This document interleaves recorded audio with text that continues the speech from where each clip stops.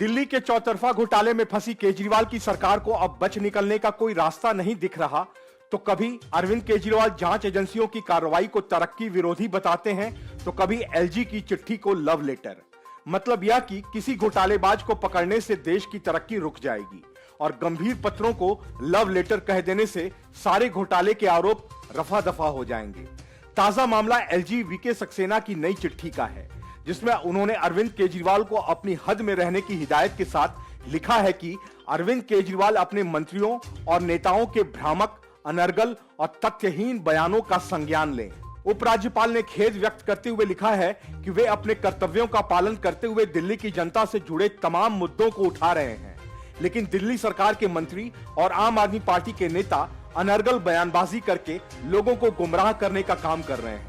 इसी के साथ उन्होंने यह भी लिखा कि आप मर्यादा की सभी सीमाओं को लांघने के अलावा शासन की जिम्मेदारियों से पीछे भाग रहे हैं। उपराज्यपाल ने दिल्ली सरकार और मुख्यमंत्री को लिखे पत्रों को याद कराते हुए कहा कि उन्होंने अनेक बार दिल्ली के लोगों से जुड़े मुद्दों को उठाया, लेकिन उन्हें संतोषजनक जवाब प्राप्त नहीं हुआ। एलजी ने चिट्ठी में लिखा कि आपके मंत्रिमंडल ने स्वयं अपनी बहुप्रचारित आबकारी नीति 2021 को असफल और असक्षम मानते हुए वापस ले लिया।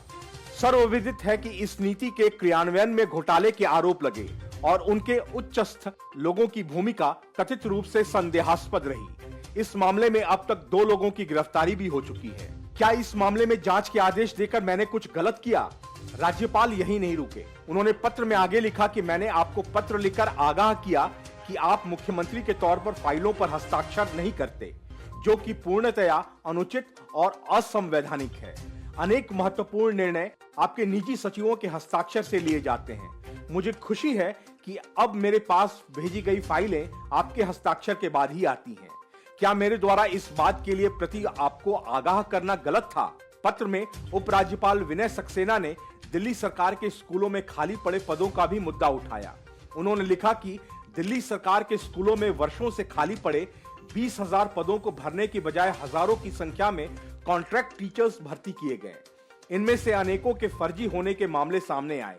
इस विषय में भी मैंने मुख्य सचिव से जांच करने को कहा। क्या यह अनुचित है?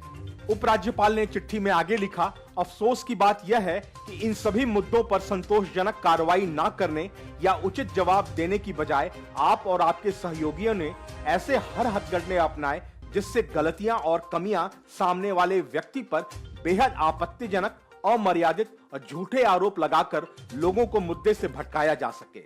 उन्होंने अंत में लिखा कि मुझे आशा है कि मेरे इस संदेश को आप सही मायने में दिल्ली के अभिभावक से प्राप्त कर्तव्य पत्र, जिसे आप प्रेम पत्र की संज्ञा दे रहे हैं, के रूप में स्वीकार करेंगे।